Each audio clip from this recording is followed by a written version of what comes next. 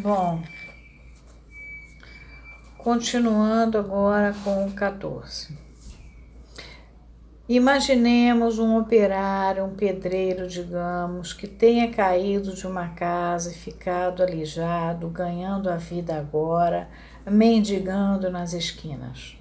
Suponhamos que um taumaturgo apareça e prometa a ele endireitar-lhe as pernas tortas e capacitá-lo a andar. Seria insensatez, eu acho, procurar ver uma expressão de contentamento no rosto do homem. Sem dúvida, na época do acidente, ele sentiu-se extremamente infeliz quando compreendeu que nunca mais poderia executar trabalho algum e que teria que passar fome ou viver de caridade. Mas, desde então, exatamente aquilo que inicialmente tirou do emprego, o acidente, tornou-se a sua fonte de renda. Ele vive da sua incapacidade. Se isto lhe for tirado, ele pode ficar totalmente desesperado. Ele esqueceu sua profissão e perdeu seus hábitos de trabalho. Acostumou-se à indolência e talvez a beber também.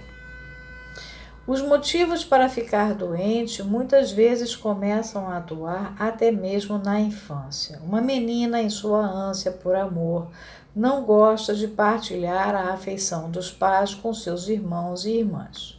E ela percebe que toda a afeição deles é, de novo, dedicada a ela, sempre que ela desperta a ansiedade deles, caindo doente. Ela descobriu um meio de atrair o amor dos pais e utilizará esse meio tão logo tenha a seu dispor o material psíquico para produzir uma doença. Quando essa menina se transforma em mulher, ela pode ver contrariadas todas as exigências que fazia em sua infância, em virtude do casamento com um homem indelicado, que pode subjugar sua vontade, explorar impiedosamente sua capacidade de trabalho e furtar-se a dar-lhe tanto seu dinheiro quanto sua afeição. É importante lembrar que em 1901 as mulheres não se divorciavam e largavam os caras que não eram legais a pé. A gente está em 1901 aqui. Neste caso, a doença será sua única arma para manter sua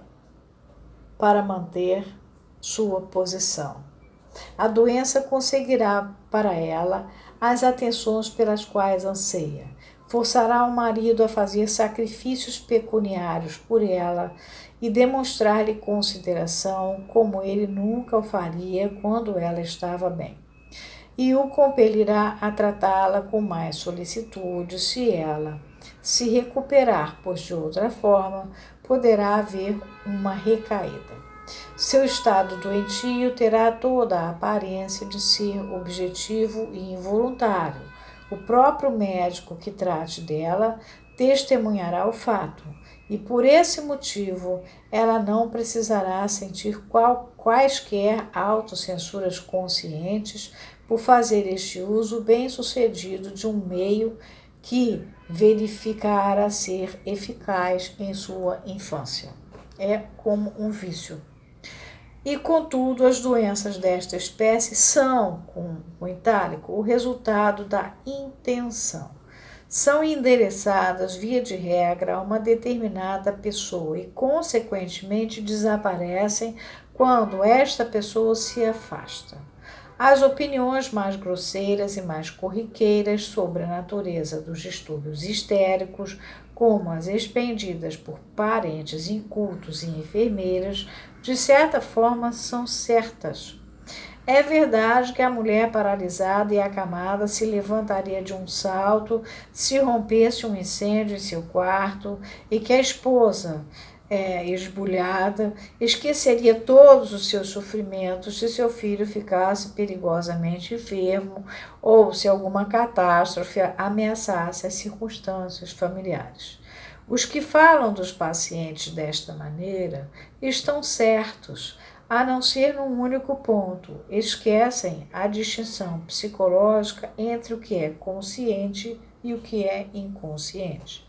Isto pode ser permissível quando se trata de uma criança, mas com adultos não é mais possível.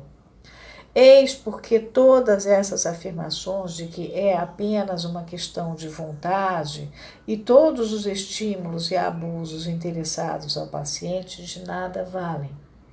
Deve ser feita antes, pelos métodos indiretos da análise, um esforço para convencer o próprio paciente da existência nele da intenção de ficar doente. Esse convencer tem que ser muito delicadamente posto. Existem casos de adoecimento muito comuns atualmente de pessoas que vêm de um estamento social inferior, casam-se, têm um bebê, e aí elas tiram licença maternidade e o marido já fez um progresso a ponto de poder arcar com ela não trabalhar. Então, ela fica sem trabalhar. Quando termina a licença maternidade, ela negocia para esticar esse não trabalhar por mais um tempo para curtir o bebê. Bom, esse curtir o bebê faz 1 ano, o bebê passa a falar, o bebê faz 2 anos, e aí o marido fala, e aí minha filha, quando é que você volta? Só que nesse tempo ela ficou indo ao shopping, fazendo compras, virando uma mulher de executivo, mas ela não se preparou para ela ser uma executiva e voltar ao universo de trabalho, ao mundo atual. E poderia ter feito em termos de mentais, de capacidade intelectual, mas não poderia ter feito porque não tinha meios de ficar com o bebê, virar uma dona de casa importante, cheia de empregada, babá e tal, e aí ela não teve, não se preparou. O resultado, a hora que o marido diz agora já deu, começam os problemas muito graves, né? E a gente tem que ter muito tato em fazer a pessoa enxergar que na realidade aquele monte de doenças que ela então começa a apresentar, porque ela vem de uma sequência de médicos. Na realidade, é simplesmente uma dificuldade de se realocar no universo de trabalho e ali usar os meios que ela puder para galgar também uma posição mais importante, tendo ainda por cima que cuidar agora da criança, da casa e de tudo o que agora ela tem acesso, né? Então, esse tipo de tratamento, de contornar, para que a pessoa fale isso, não, na verdade, eu não estou, né? Eu não estou aguentando, e a ideia de voltar a ser, vamos supor, uma vendedora enquanto meu marido é um alto executivo, ou meu marido já é algum posto de advocacia no escritório. Eu não quero, mas eu não tenho ainda a capacidade para ser nada melhor. E aí eu vou me sentir muito inferior à situação dele, né? Então, esse tipo de transtorno, por outro lado, ele não quer uma mulher que não trabalhe. Ele quer que a mulher dele acompanhe a cabeça dele. Esses tipos de transtornos começam a acontecer nas relações familiares, nesses casamentos, quando isso acontece. Não é geral, mas é muito comum atualmente. E a gente não pode chegar e, como disse o Freud, convencer o paciente da existência nele, da intenção de ficar doente.